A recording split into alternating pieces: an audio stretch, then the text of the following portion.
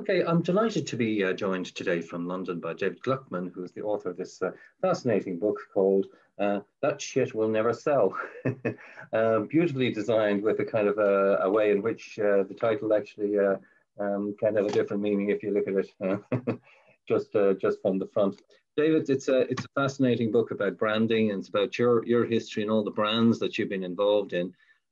Probably from an Irish perspective as well, people will know you best from being the person who created Bailey's Irish Cream, which is a phenomenally successful product. I know you don't like talking too much about it, and I think you say in the book at one stage you got so fed up being typecast by this that you pretended to be an undertaker and developed an alternative thought at dinner parties, which is an interesting discussion in itself. But can I start by asking you to tell me a little bit about your background? You're born in South Africa, and I think were quite inspired by a book that you saw actually on your dad's bookshelf, as I suspect, talking about advertising. Tell me a little bit about that, and then what brought you to London in 1961. I went to university quite young. I think I was just 17. And in those days, 17 was the equivalent of about 12 currently. I went to university with no particular fixed idea, although I think my parents would like me to have gone into law. But I came out of university and really wasn't interested in the notion. I wouldn't have minded being a judge, but conveyancing was outside my area of interest. I found a book by a man called Martin Mayer, which had recently been published, called Madison Avenue, USA, and it talked about the advertising business. Now, I knew something about advertising. I'd seen adverts all over the place, but had no idea how they happened. So I started knocking on a few doors and eventually landed a job in an advertising agency in Johannesburg. And I was appointed as an account executive, I suppose, because I owned a suit and had been to university. And it was a job I did for about 10 years, both in South Africa and in England. But it's a job I was never very happy with. But I'll explain more later. Mm-hmm. Okay. Anyway, you ended up in a boat going to Southampton, and you describe it in the book. Actually, it sounds like a bit of a fun voyage, all right. But you end up in London anyway in the early 60s, which probably a very, very interesting time to be there. And you get involved in the whole advertising, branding world. But during that period, or shortly after that, you get to meet a very interesting young Irishman called Tony O'Reilly. Tell me about that. Well, I managed to get a job in an agency in London called Benton and Bowles.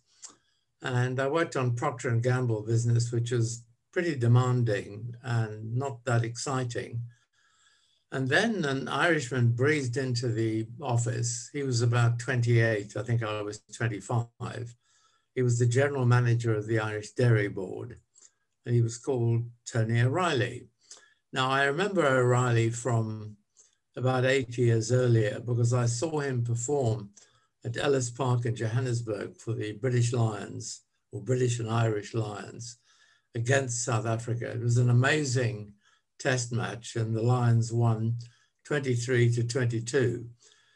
And this big gingerhead guy with pink legs and amazing speed scored the winning try.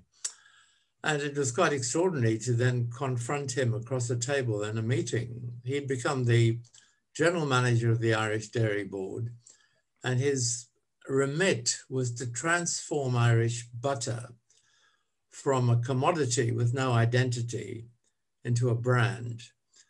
And I would hesitate to say that I was a prime mover in this. I was a minor functionary in the agency team. And the agency people produced the brand name Kerrygold and the initial advertising. And it was a great messianic crusade, which I thoroughly enjoyed. It was different from advertising in the normal way. I wasn't trying to sell soap. I was trying to contribute to improving a country's economy. And O'Reilly had this great sense of mission. You know, you're doing a job for Ireland, not for some butter factory somewhere. And that really did stick with me. Excuse me. He was an amazing man, very empowering, very stimulating.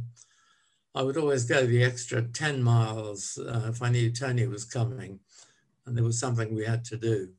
It was a fantastic thing to work on. Okay, reel forward another few years, 1973. So you get an interesting brief, again, from an Irish company around creating a new drinks brand. And tell us, just in your own words, how and what you did.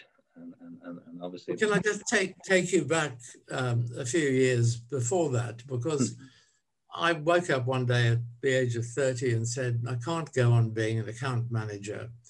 It was a managerial function. The creative opportunities were very limited. And so I went to the head of my advertising agency and said, look, why don't we set up a department that helps companies to develop new brands? And he said to me, well, what do you know about it? I said, not much, but I'm happy to learn. And I liked the idea of this because I wanted to change career at this stage.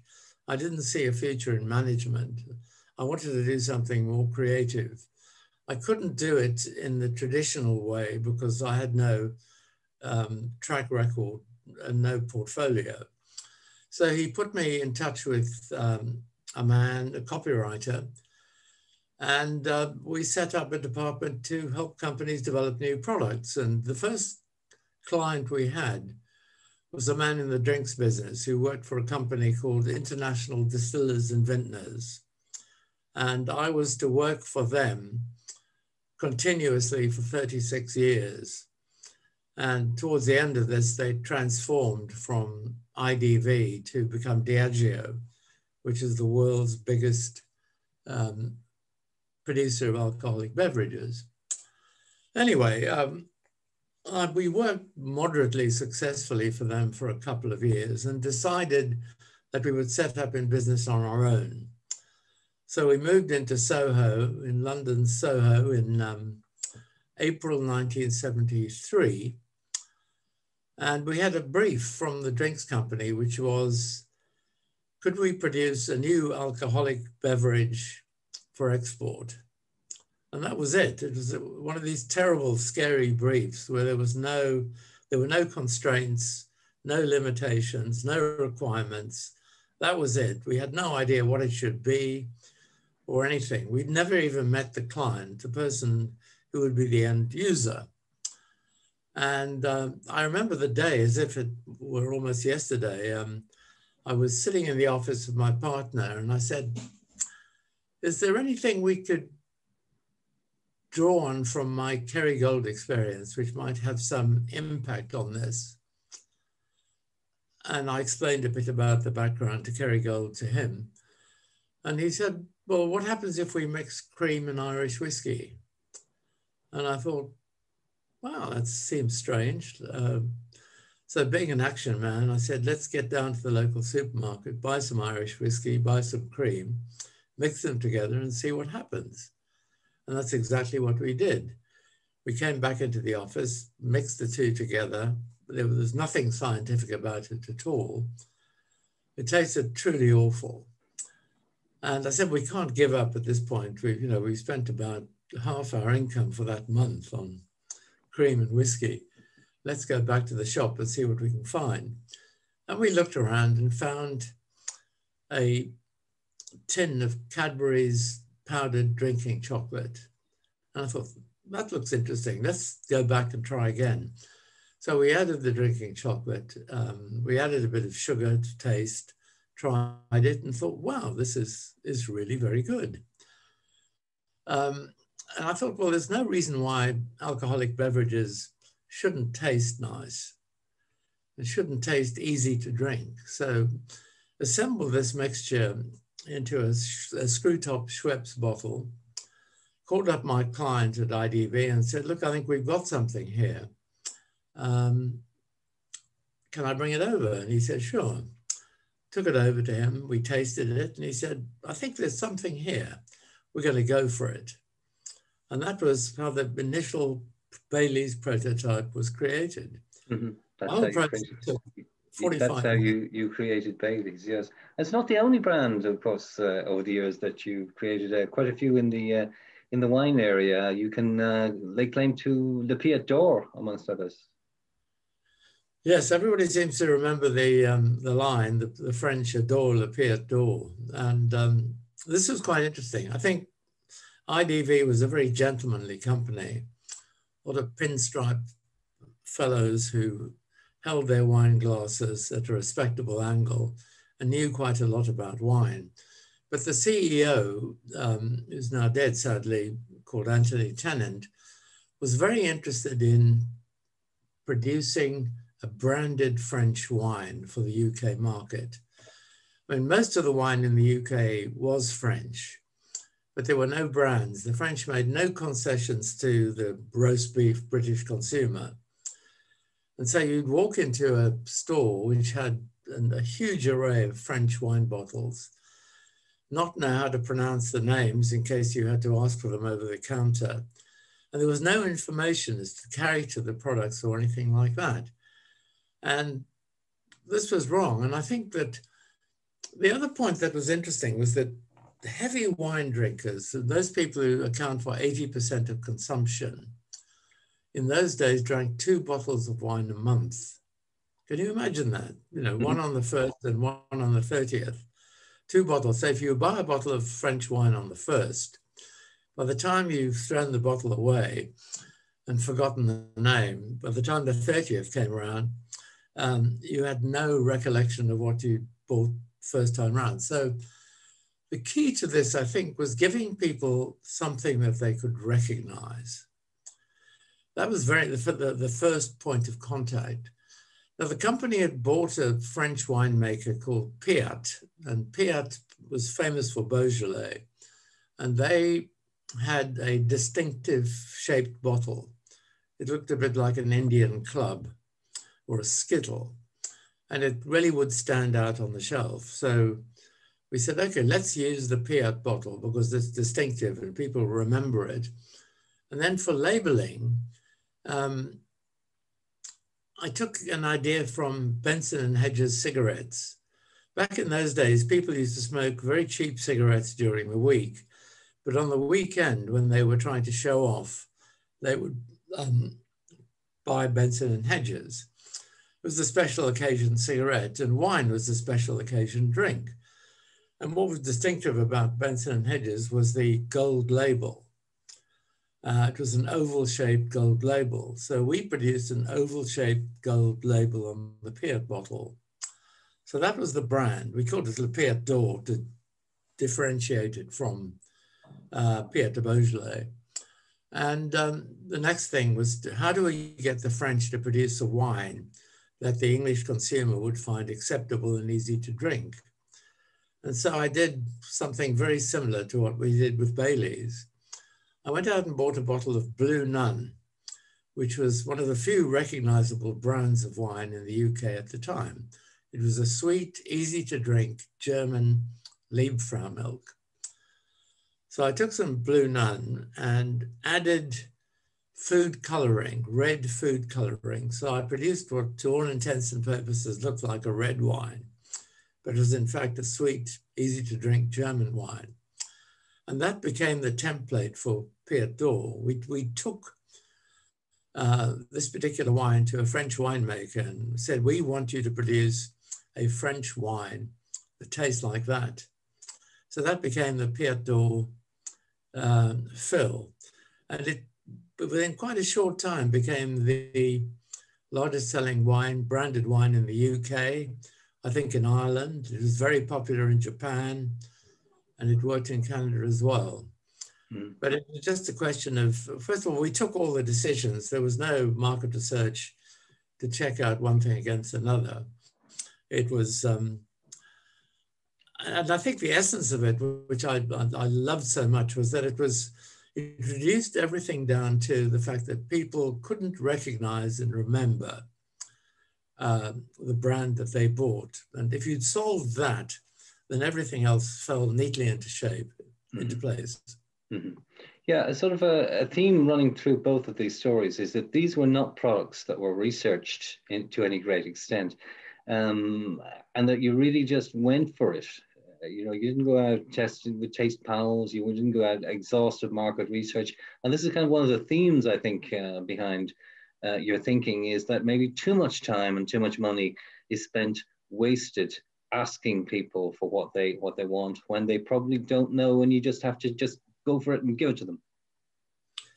Well, I think it's called, I think it's called expert view. I mean, I've been working in the industry for 4 years, focusing a lot on the business. So I knew quite a lot about the drinks business after 4 years of intensive involvement, as did my client. So these ideas came out of what I would call our expert opinion as to what would sell. You know, I don't think people should be ashamed of calling themselves experts if they work in a particular business for a long time. You know, you should know more than the consumer knows. Also, I think that people say, I think consumers generally like what they know, but they don't often like what they know what they like. So Bailey's researched very badly. People said it was a girl's drink, or it reminded them of kaolin and morphine. Piat d'Or actually ran into quite a bit of prejudice within the management of IDV. And I remember somebody saying to me, "Oh, you have the palate of a plumber," which I took as a huge compliment, because I wasn't sort of weighed down by a snob's view of what wine should be. Yeah, yeah. I can imagine there would be quite a lot of resistance on the part of, say, traditional French people about a product like this, which has essentially been created and manufactured and produced in a way that French wine just typically up to that point certainly wasn't. You were going against the grain to some extent on that one. I think the French were just told what to do. We were buyers. IDV were buying the wine from France. They found elements in the law which enabled you to add grape must, which is sweetened grape juice, to a wine. You know, with whiskies, they have to adjust blends every year to make sure that they taste the same. And I think Piat d'Or is a bit like Mars bars. You know, Mars bars don't change year on year because of vicissitudes of the weather. And what Piat d'Or was, it gave people a wine that they could feel confident about, because it was the same every bottle, and that was important. There's another story you tell in the book about another brand, again, a very, very successful creation, if you like, of another Irish brand, which is Sheridans. And you have a fascinating story about how this was created, sort of winging it essentially at Dublin Airport. Tell us that story. Well, this is a lovely story. It's very Irish. Bewley's, the famous coffee house, decided to launch a coffee cream liqueur. And the Bailey's people were quite incensed by this. So we were summoned just before Christmas, I remember, about the 15th of December, to come to a meeting in Dublin to get a briefing on how Bailey's would develop a counter brand to Bewley's coffee liqueur. So I went across to Dublin one cold and misty December morning, stopped over at the bar to I think get a box of matches, and there was a pint of Guinness being pulled, and I couldn't help just stopping and looking at it because it's such a lovely sight. It kind of starts out like a giant Bailey's and then separates into something hugely appetizing. So I saw this and it planted a seed in my head. Went along to the meeting, which was at the hotel right on the airport precinct, because they wanted a quick turnaround and I to get back to do my Christmas shopping, etc. And when I went into the meeting, an idea formed in my head. I don't know how or why it happened, and I met a gentleman called Pat Rigney, who was the manager of this particular project at the time. I'd not met him before, so this was a fairly unfamiliar exposure. But I started winging it. I said, I thought of this Guinness, and I actually did something quite cheeky. I said, would you mind very much if I order a pint of Guinness? Under the pretext that I'd had a heavy night the night before. Not true. The pint came up from the hotel bar, and I held it up.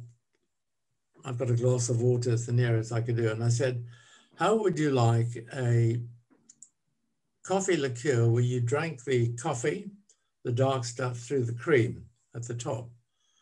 And he said, how would you do that? And I remembered, and one of the benefits of being old, I suppose, is you have a longer memory than most, if you're lucky.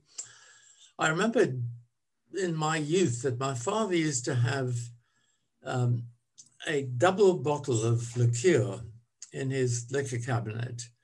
And it was actually two bottles joined together, one with a green liqueur and one with a yellow liqueur. I think they were made by Bols, someone like that. And so winging it, I said, the way we would do this, we would have two bottles. One bottle would be a quarter of the quantity of the total. The other bottle would be 3/4.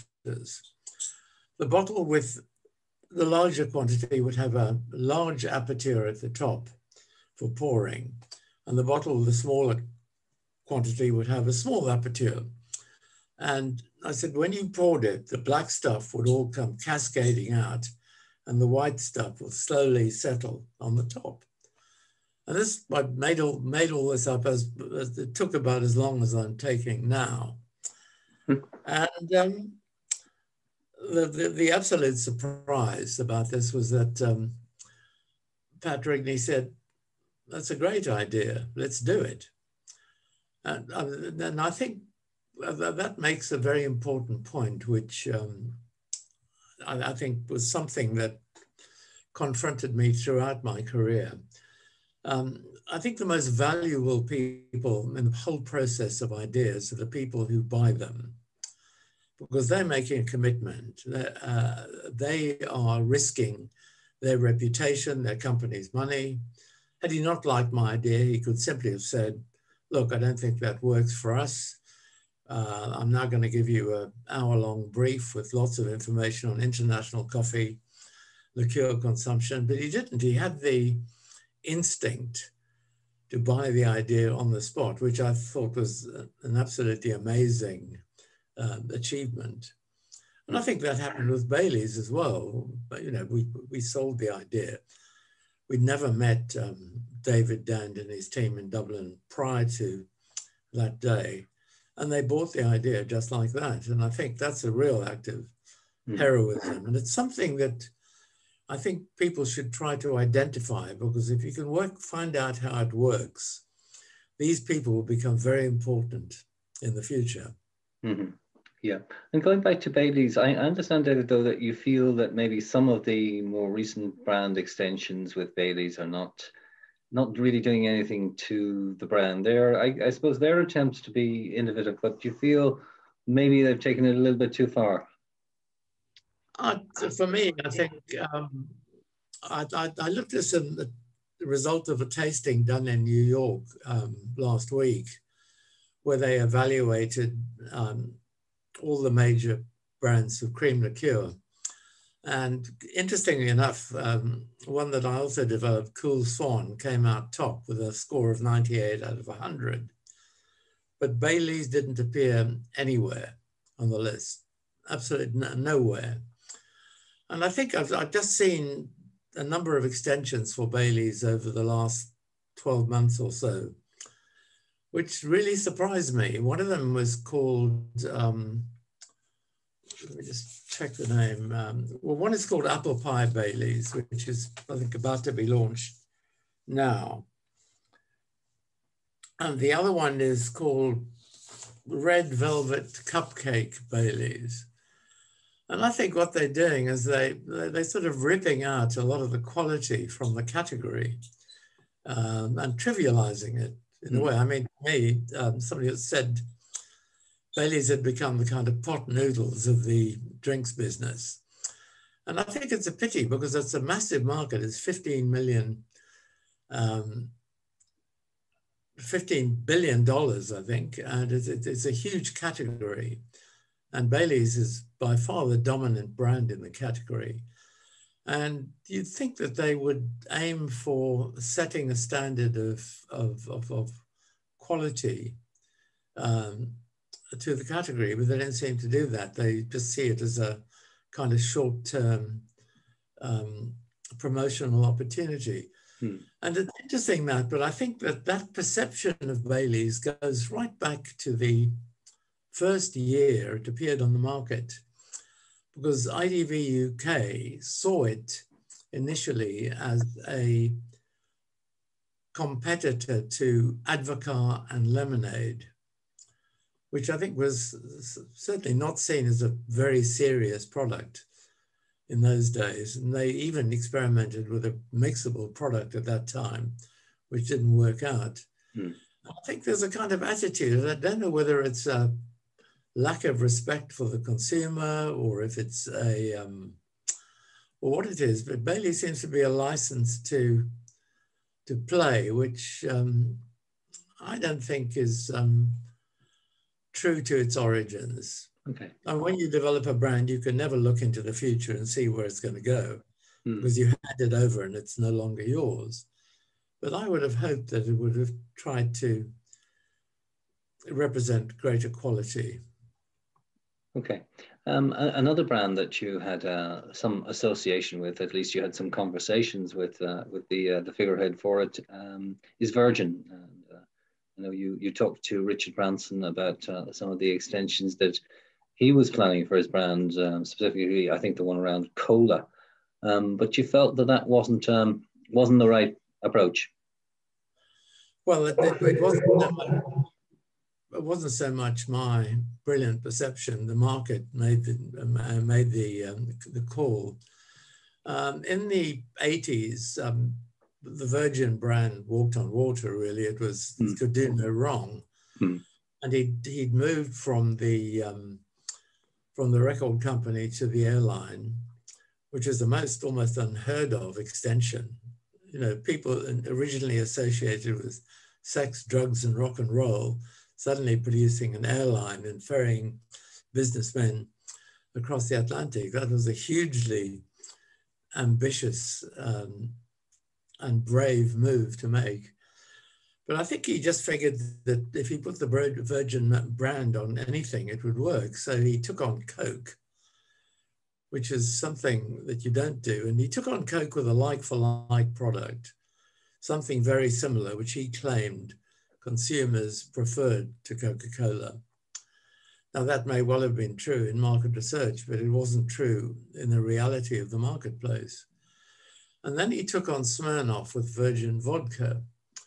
And exactly the same thing occurred. He didn't try to differentiate the products, you know, to give it a kind of virgin quality, which made it different. And I was engaged with the project to develop Virgin Lager. And when I said to him, I think that you should be looking for something that is clearly differentiated from other beers, he rejected that. He said, I think if I can achieve parity with the biggest brands, the Virgin name will carry it. And as it turned out, it didn't quite work out. So none of those brands exist any longer. Mm-hmm.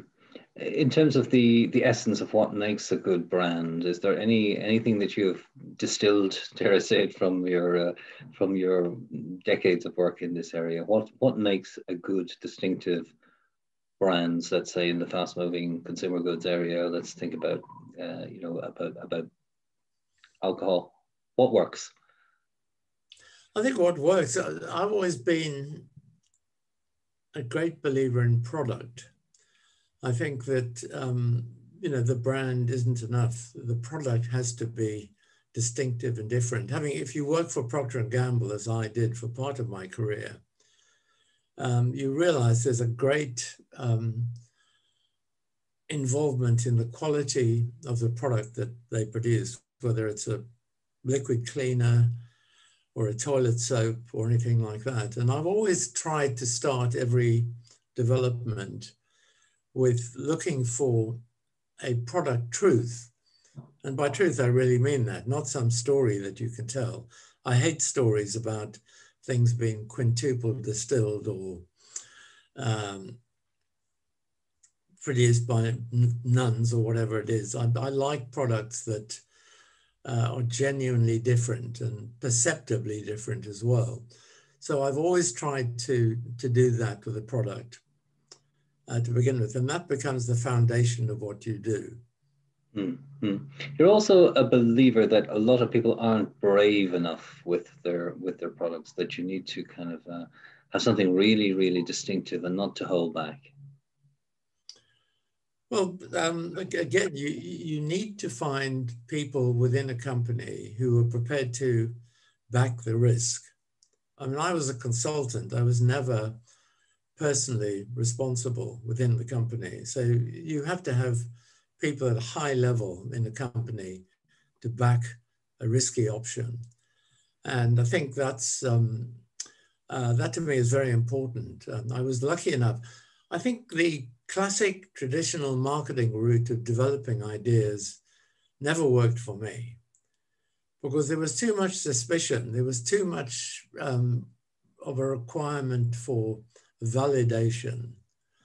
In other words, I'm looking back on Bailey's. If we'd taken Bailey's down the traditional marketing route, somebody would said, well, Bailey's is not a traditional Irish name. Why aren't we calling it O'Reilly's? And the reason for that was that O'Reilly said to me, if you ever produce an Irish family name for a brand, don't use one like mine. They're too whimsical.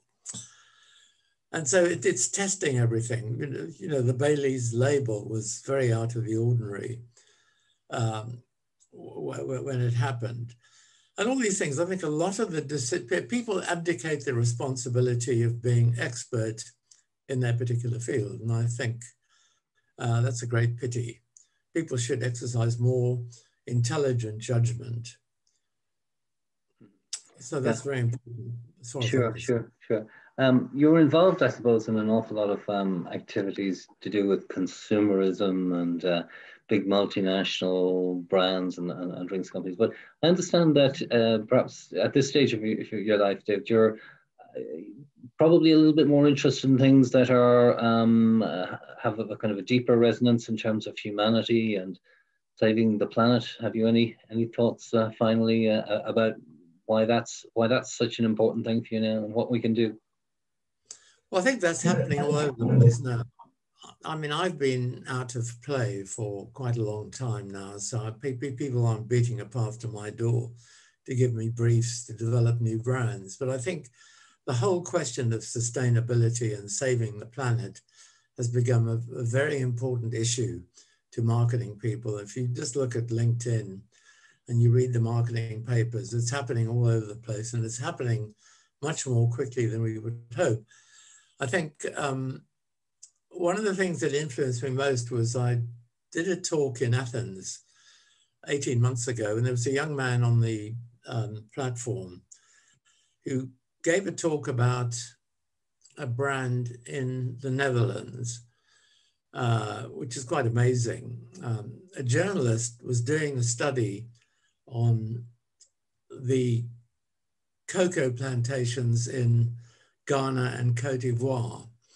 And he discovered that much of the work done on cocoa plantations was being done by kidnapped child labor, which is an absolutely appalling thought. So this guy went out and bought a dozen bars of chocolate, consumed them, and called the local police in Amsterdam saying, I want to report a case of child abuse. So the man, the Dutch police said, who's the abuser? And the guy said, I am. Anyway, it turned out the case was heard in the Dutch court, but was thrown out because Cote d'Ivoire and Ghana were outside their legislation. And the journalist then decided to launch the world's first slave-free chocolate brand, which has the unlikely name of Tony's Chocolonely. It sells for about, I don't know, 30, 50% more than standard brands that we know. The product is absolutely delicious, but it is the world's first slave-free chocolate. And it is now, I gather, the leading brand of chocolate in Holland, competing against brands like Mars, Nestle, Cadbury's, etc. And I think that points something up too about consumers. I think it shows that people are prepared to spend more money if they feel the cause is good. And I think the tide is really moving in that direction. And I'd love to be part of it in whatever way I can be. So I can only talk about it. Mm-hmm. Well, you never know. You might get a brief in that area in time to come, David, with any luck. So it's been an absolute pleasure chatting to you today, and thank you for joining us. It's been my pleasure. Thank you.